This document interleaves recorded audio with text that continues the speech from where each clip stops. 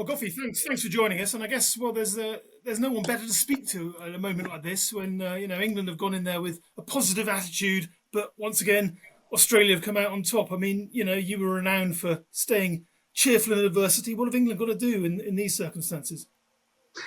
I thought you were going to say I was the best person to talk to because I was used to losing an Ashes Test match. But thankfully, yeah, I did play with a smile. I was positive. I always believed we could win from any position. I always believed I could win any Test match. I always believed I could hit the four, get the wicket. So I think England are just going to do what they're doing. Just going to be. I understand about the declaring that first evening. As a bowler myself, I know. But if I only got 3 overs to bowl, you're going to give it 90 miles an hour as good as you've got, right? But England hadn't really got that 90 mile an hour bowler. They have, but he wasn't playing. So it didn't happen, and the game can change on little things like that, And I think when you look over the 5 days, there was just a few little mistakes from England that still got close to winning. But on the other side, you would say Australia have just beat England in a Test match at Edgbaston without number 1 and 2 batter in the world getting a run. So that would be my concern if I was England. But Australia's would be, this England team's good. We've got to be at our very best, or else we're going to get destroyed. But they can show they can also fight too. And to get that win is a remarkable win for Australia. Remarkable win. Now, in the course of the test, I was reminded, I suppose, of they showed during the rain break the Edgbaston '97 test, which I suppose was probably in your career was probably the one moment that England were really in that positive frame of mind that this England team had been in. Obviously, you had that Texaco Trophy 3-0 win. You went in on a real wave, and you rode that wave. I mean, looking back on that, and again, everything about baseball is about mindset, isn't it? Can you remember the mindset the team had at that moment and how you harnessed it, obviously, to your benefit on that occasion? Yeah, I think we genuinely believed in that series we had a chance, which it was more belief and hope than anything. But we had some positive characters. We did have some good players. No matter what the media said every time we went to Australia, we just came up against the best Australian side that was around that period from 94. It could go earlier, all the way through to 2001, really. That Australia team was brilliant. They had everything. All the batting was covered, the bowling and the wicket keeping. They were just so good.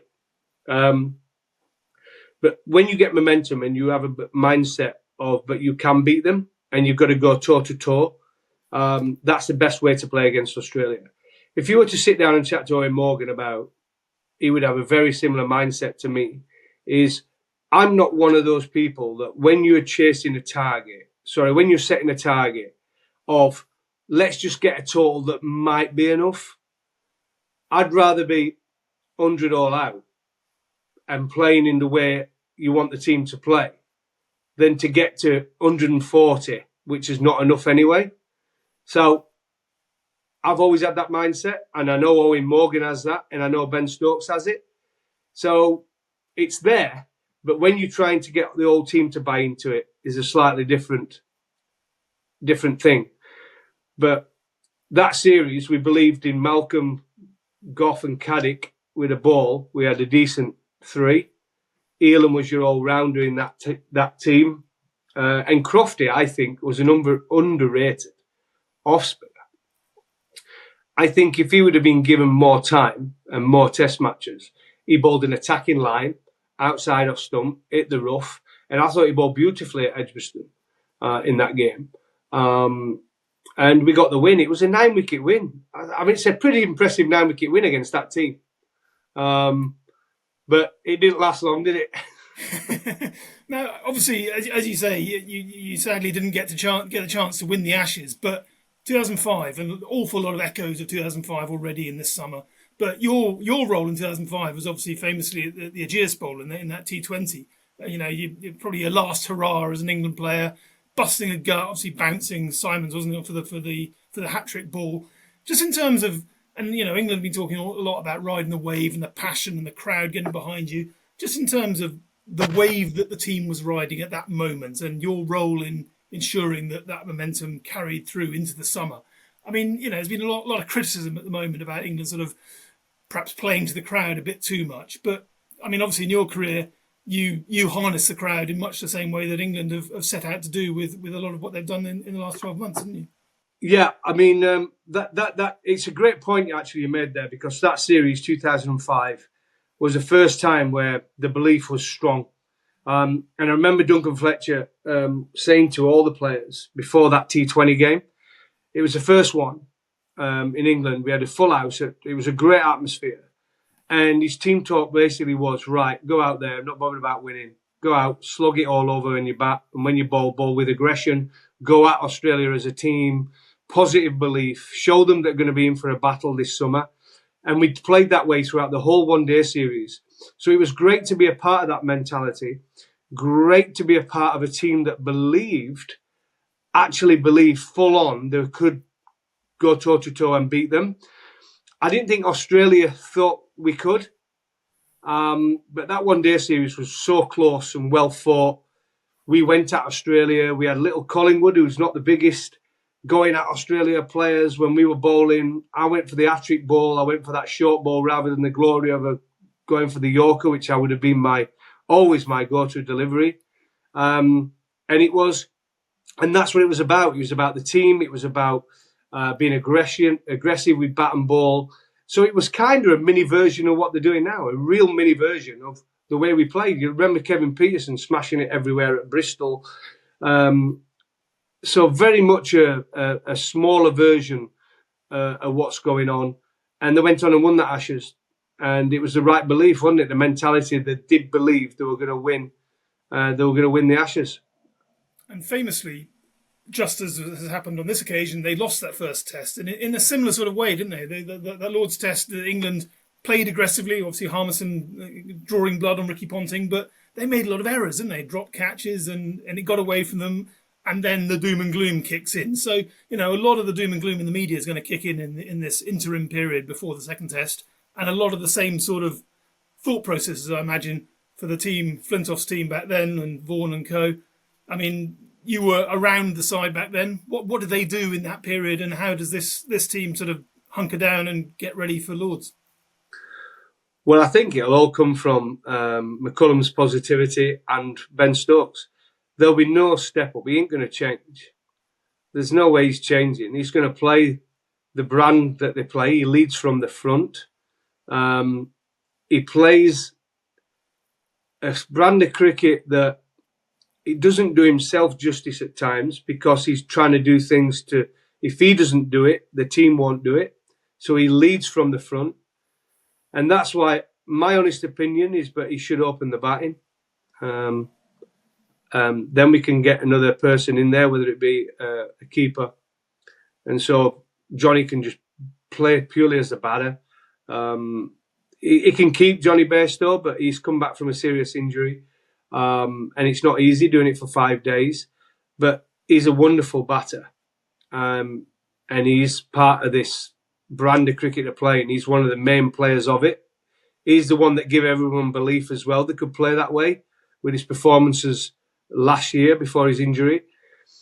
But Stokes opening is one option for me. But he'll just keep believing. He'll do exactly the same thing. If they're in the same position next game, he'll do the same again. Perhaps not if one batter's 120 not out. I think if it was number 9 and 10 in and he declared, I'd get it. But when one of the batters plays like Joe Root, reverse sweeps opening bowlers for 6, and he's on 120, I think he might carry on for an extra half an hour. But I think he'll still be very, very positive. Things he does as a captain. His field placings are quite extraordinary at times. The fielders stood behind the umpire about 30 yards back was the highlight for me. I don't think I've ever seen anybody get out there, but it only has to happen once and it goes down in history, doesn't it? So Ben Stokes looks for those moments. He likes to do things that are unexpected and he'll surprise people. But when you're that positive in life and in your decisions, things will go your way.